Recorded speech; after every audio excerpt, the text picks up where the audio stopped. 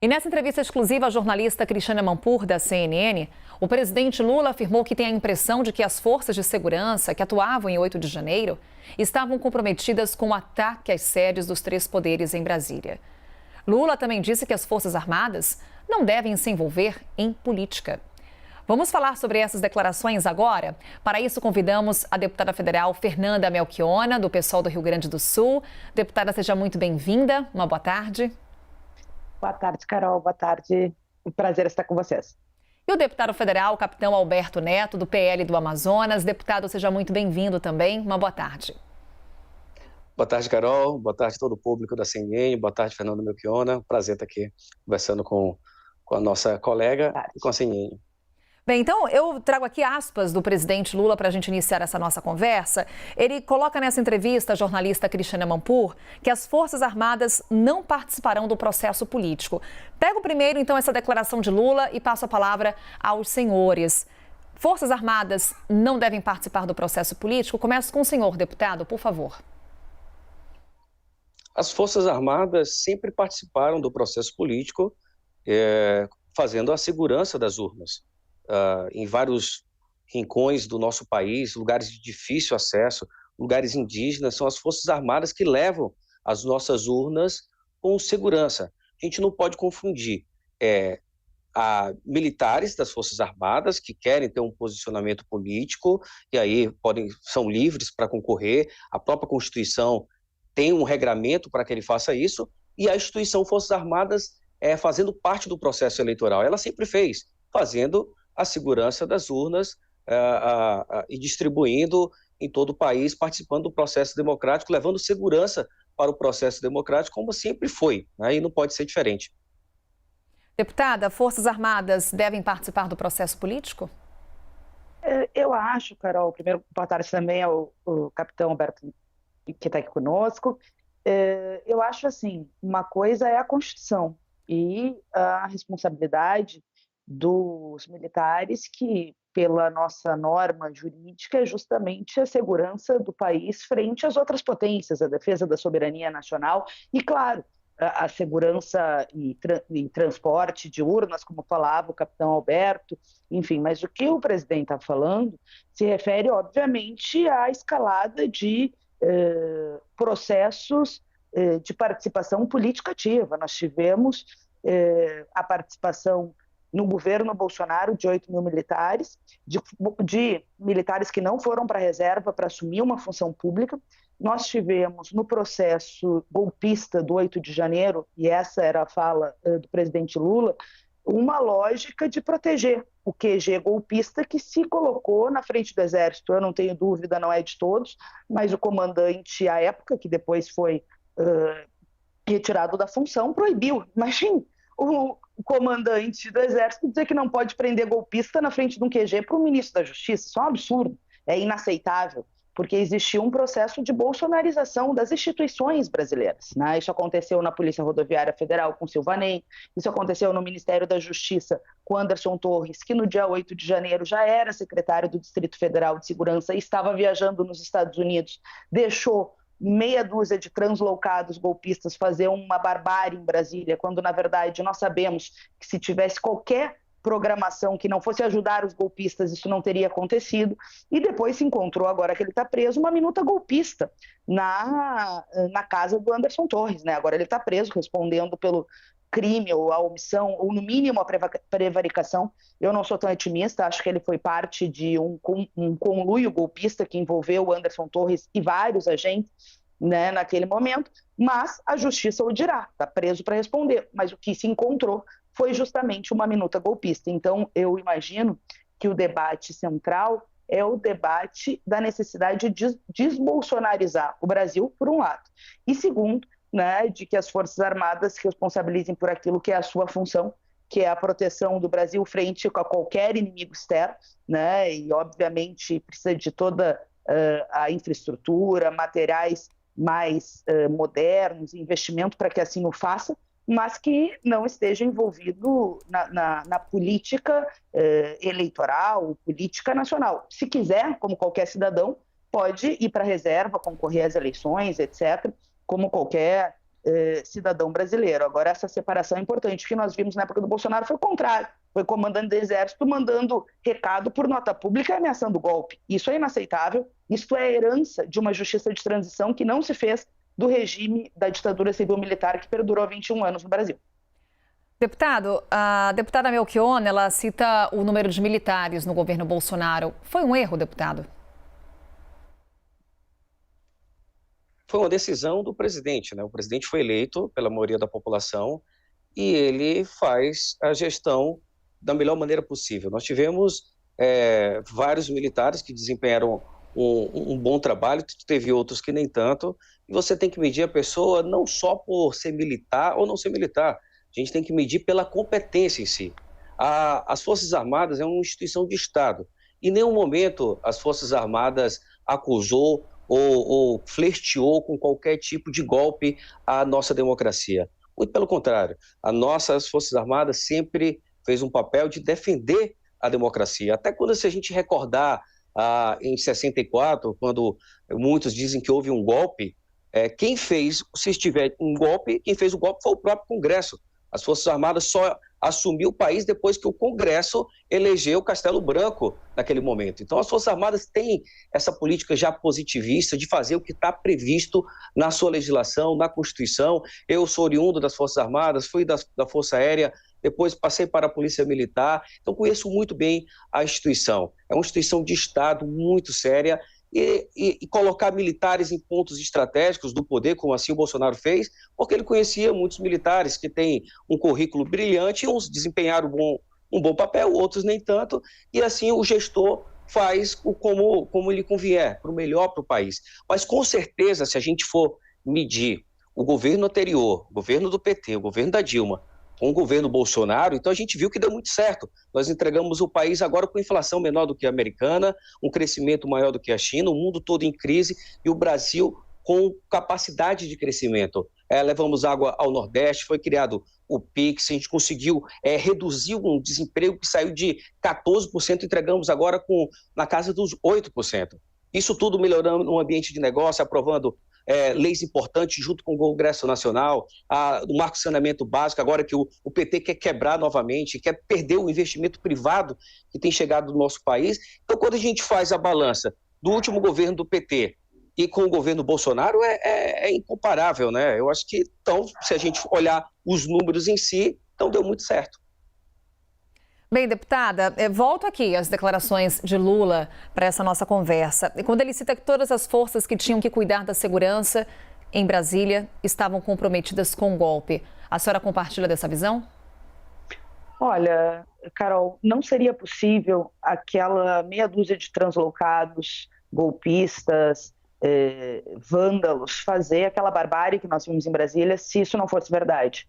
Todos conhecem Brasília, é uma capital que tem um grande reforço de segurança. Eu vim do movimento social, sei bem que quando tem uma preparação, a gente sequer chega perto da esplanada para fazer atos legítimos em defesa das liberdades democráticas, em relação às universidades públicas, contra as reformas que tiram direito dos trabalhadores. E meia dúzia de translocados, que não chegavam nem a 5 mil, passar que nem uma avenida, invadir Supremo, Câmara, Senado, vandalizar obras de arte, não seria possível se não tivesse tido omissão, prevaricação, conluio de agentes de segurança com os golpistas. O Anderson Torres é um deles, que era o secretário, não tenho nenhuma dúvida, né? Além de outros tantos que precisam ser investigados ali nesse processo. Já tem mais de 1.000 presos, que me parece que é importante, mas é preciso chegar à rede de financiamento que garantiu essa estrutura golpista no 8 de janeiro, além, é claro, de uma reforma que me parece profunda, né, como, por exemplo, a demissão do chefe, do comandante do Exército, que protegeu os golpistas na frente do QG do Exército e foi substituído corretamente pelo presidente Lula. Agora, eu acho que a gente não pode reinventar a história, os fatos estão aí. Em 64 teve uma ditadura civil-militar, um presidente popular apoiado pelo povo que foi deposto pela força das armas. O que nós vimos nos 21 anos foram assassinatos, tortura, morte, desaparecimento, fechamento das liberdades democráticas. E nesses 21 anos que o capitão Alberto, não sei o que ele definiu, mas relativizou a ditadura, o golpe militar, O que eu vejo que é lamentável é que nós não fizemos justiça de transição, Carol, ou seja, não houve uma investigação profunda para contar ao povo brasileiro o que aconteceu e responsabilizar militares e civis envolvidos no golpe, né? Todos os outros países da América Latina fizeram. Ditadores acabaram presos, morreram presos, como foi o caso do Videla na Argentina, do Pinochet no Chile em prisão domiciliar, mas foi condenado, responsabilizado. E no Brasil, não. Esses que patrocinaram o golpe seguiram dentro das Forças Armadas brasileiras e também na sociedade, porque teve vários empresários que financiaram aquele golpe em 64. Isso tem repercussões hoje, por isso que eu falo que é fundamental uma reforma das estruturas militares, levando em consideração aquilo que a camada de baixo fala, porque o Bolsonaro foi responsável por uma reforma da Previdência que forneceu altas gratificações para o alto oficialato do Exército e massacrou os de baixo, os cabos, soldados, praças que vão ter que trabalhar mais e recolher mais para poder se aposentar. E como defendi eles na reforma da Previdência, né, que atacou os militares de baixo, seguiremos defendendo agora na próxima legislatura direito para os de baixo, além de, obviamente, a necessidade de garantir uma democratização e, obviamente, a responsabilização de todos os agentes de segurança e não só os de segurança envolvidos em qualquer conluio golpista. Deputado, quão necessária é uma reforma militar? Antes de falar da reforma militar, eu gostaria de complementar a pergunta anterior, se me permitir, Carol. Claro, por favor. Que a corda sempre arrebenta para o lado mais fraco. Acusar o presidente Lula ir para os Estados Unidos, acusar as forças de segurança em relação a um golpe de Estado, no mínimo, atestar a sua incompetência. Porque o chefe das Forças Armadas é o presidente da República. Lembrar e recordar que o ministro da Justiça recebeu da ABIN um relatório de inteligência informando a real situação dessas manifestações. Que essa manifestação não se originou só de Brasília. Ela veio de vários estados, veio do Nordeste, do Sul, do Norte, veio de cada ponta do nosso Brasil. E a ABIN, por ser um órgão nacional, tinha essa informação. A Polícia Militar do Distrito Federal não tinha capacidade, não tinha um agente de inteligência para ter a real dimensão dessa manifestação que ocorreu no dia 8 de janeiro. Por isso que eu sou favorável que nós precisamos de uma CPI para investigar. Porque o que me parece é que o ministro Flávio Dino estava lá da sua sacada só observando o circo pegar fogo. Ao receber um relatório com 48 horas antes, informando a real situação dessa manifestação, nada fez. E o presidente Lula querer colocar a culpa no policial militar do Distrito Federal é, no mínimo, zombar da inteligência dos brasileiros. Então, se alguém te levar a culpa disso, é o presidente Lula, o ministro Flávio Dino, que já estava no poder e se omitiu, prevaricou. Por isso que nós precisamos dessa CPI para investigar cada ponto e cada pessoa envolvida vai ser penalizada de maneira individual, não pegando as pessoas que estavam em frente ao Exército, que a grande maioria não participou dessa quebradeira que aconteceu, seja como você queira chamar, esses atos de vandalismo, que aqui eu deixo aqui o meu protesto contra esse tipo de ação, mas pegar senhoras de 80 anos com crianças, colocar dentro de um ônibus e levar para o sistema penitenciário, e para poder caber no sistema penitenciário e ainda liberar marginais, então pessoas que não participaram, velhinhas, pessoas idosas, crianças estavam sendo conduzidas. Isso é um arrepio da nossa legislação. Simplesmente queriam encontrar um culpado. Ou, de repente, seria deixar umas portas abertas para que ocorresse o que ocorreu, lamentavelmente, para continuar uma escalada e uma justificativa autoritária no nosso país. Por isso que eu sou a favor dessa CPI. Falando sobre a reforma, nós temos um Código Penal Militar para ser votado no Congresso Nacional. Eu acho que lá no Congresso é o lugar para se discutir isso, onde nós temos diversas camadas da sociedade, representantes da sociedade, e lá no Congresso toda a reforma é possível. Nós vivemos num país que é dinâmico, nós estamos hoje enfrentando uma guerra mundial da Rússia contra a Ucrânia, que afeta o nosso país, e a gente tem que se preparar realmente, ter umas Forças Armadas bem consolidadas, preparadas para enfrentar qualquer tipo de situação adversa. Deputada, o deputado trouxe 2 pontos que eu lhe questiono agora. O primeiro com relação à instalação de uma CPI. A senhora concorda? E o outro ponto, a senhora vê responsabilidade do governo federal no que se refere à falta de segurança no dia 8 de janeiro? Olha, Carol, eu acho que uma CPI é necessária porque o pessoal está pedindo, né? É claro que o pessoal está pedindo uma CPI para investigar os golpistas, que certamente não caíram em Brasília num raio de céu azul. Foram financiadas por uma rede empresarial, né, para que fossem a Brasília. De fato, saíram de vários lugares do país com financiamento, ficaram 2 meses acampando na frente do QG do Exército, que foi o embrião do ato golpista e do vandalismo do 8 de janeiro, mas também de um atentado de carro-bomba, que ainda bem que o caminhoneiro passou no posto de gasolina e identificou que poderia ter sido uma tragédia no aeroporto de Brasília. Vocês lembram bem, saiu daquele QG ali, da frente do Exército, que os comandantes não deixavam que fossem desocupados, o que, na verdade, é, no mínimo, uma omissão grave frente à necessidade de atuar naquele momento de acabar com os atos golpistas. Eu achei muito grave a postura do ex-comandante Júlio, ainda bem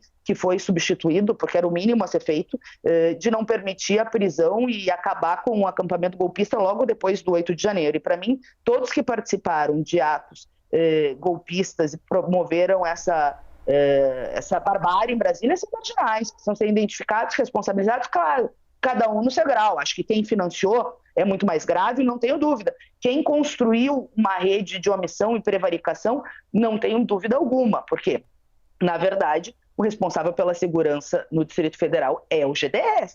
E o Anderson Torres foi viajar para Orlando, casualmente lá nos Estados Unidos, né, lá onde está o Bolsonaro também, e abandonou a política de segurança pública. O Ibanez, da mesma maneira, não cumpriu a sua função como governador, e o que se viu não foram que as tropas desobedeceram, que não tinha nenhum esquema de segurança do GDF no 8 de janeiro. Por isso foi um passeio na esplanada. Claro que tinha alguns policiais que apareceram batendo foto, etc, etc. Mas não tinha esquema nenhum de segurança, o que é gravíssimo. E aí está o crime do Anderson Torres e do Ibanez. E eu acho que se o governo federal cometeu um erro, foi acreditar no governo do Distrito Federal, dizendo que estava tudo sob controle. Acho que sim, teve uma ingenuidade aí, né? Porque acreditar na palavra da extrema-direita, pelo amor de Deus, mas quem é responsável pela segurança do GDF é o governo do GDF, que disse que estava tudo sob controle, e obviamente não foi uma ingenuidade do GDF, tem a ver com uma rede de conspiração